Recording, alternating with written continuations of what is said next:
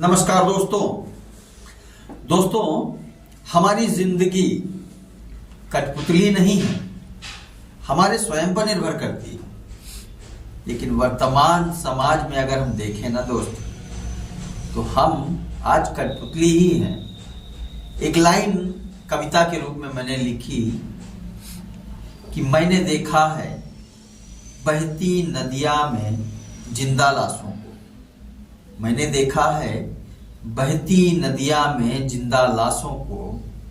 अपने थे, सपने थे, धोखे थे, प्यारे थे उनके ख्वाबों को।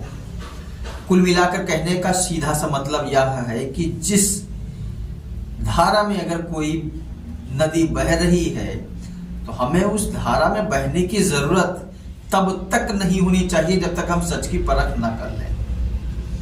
लेकिन वर्तमान समाज को इसलिए मैंने कहा क्योंकि हमारे प्रधानमंत्री मोदी जी द्वारा आज की जनता को उस पाइट पाइपर ऑफ हैमलिन के कथानक के कैरेक्टर के रूप में प्रत्यक्ष किया जा रहा है, जिसने अपने बांसुरी के धुन पे लाखों की तादाद में चूहों को पहाड़ी से नीचे गिरा दिया था। शायद आप लोगों ने कहानी इस बात को पढ़ी होगी और सुनी भी होगी कि किसी गांव में बहुत से चूहे हुआ करते थे और उस चूहों की खत्म करने के लिए, चूहों को खत्म करने के लिए गांव वालों ने पाइपर ऑफ हैमलिन को बुलाया।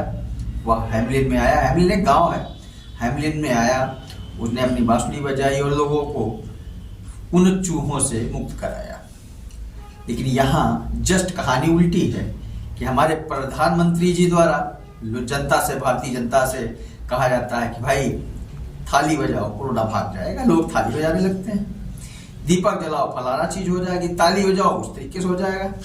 वैसे ही इस समय भी वही स्थिति है कि अयोध्या के राम मंदिर के पीछे इतना लोग पागल है कि लोगों से कहा गया भैया अयोध्या चलो, लोग चल रहे हैं। तो यह कहानी हमारे ऊपर लॉन्च होती है, हमारे अपने ऊपर लॉन्च होती है। हमें खुद नहीं पता होता है कि अगर व्यक्ति के द्वारा हमें किसी चीज के लिए कहा जा रहा है कि वह करो, तो क्या वो कहना सही है या करना सही है। फर्स्ट ऑफ ऑल मेरा मानना इतना है कि जब तक हमें खुद के बारे में या खुद की पहचान के बारे में जानकारी ना हो, उस पर अमल करना गलत है।